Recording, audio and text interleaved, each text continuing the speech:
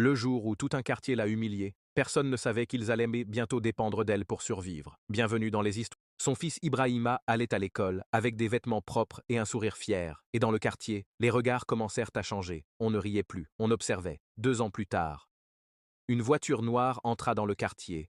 Luxueuse, imposante. Tout le monde regardait. La voiture s'arrêta, devant la maison d'Aminata.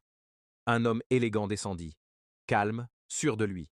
Il s'avança vers elle, et devant tout le monde, il lui tendit la main. « Je suis fier de toi. » Aminata le regarda. Puis elle sourit doucement.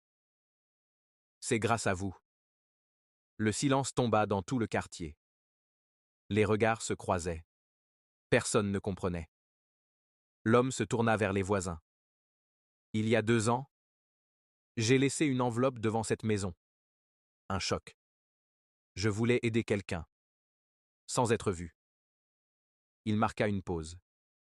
Mais je ne pensais pas que cette personne transformerait sa vie à ce point. Les visages changèrent. Certains baissèrent les yeux, d'autres restaient figés. Mais l'homme n'avait pas fini. Je suis investisseur. Et aujourd'hui, je veux aller plus loin. Aminata le regarda, surprise. Pourquoi moi? Il répondit calmement. Parce que tu n'as pas seulement changé ta vie, tu as prouvé que tu peux changer celle des autres. Un silence, puis il ajouta. Quel est ton rêve? Aminata hésita. Puis elle murmura.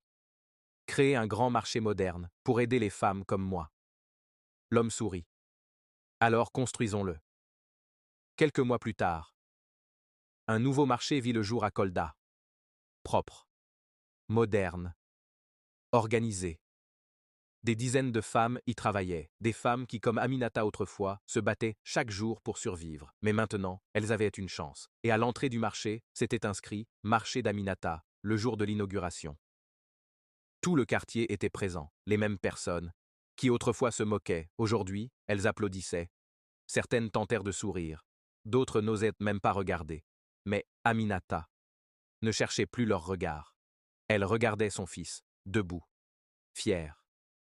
Puis elle leva les yeux vers le ciel, et cette fois, ses larmes n'étaient pas de douleur, mais de victoire, parce que la vie ne récompense pas toujours les plus forts.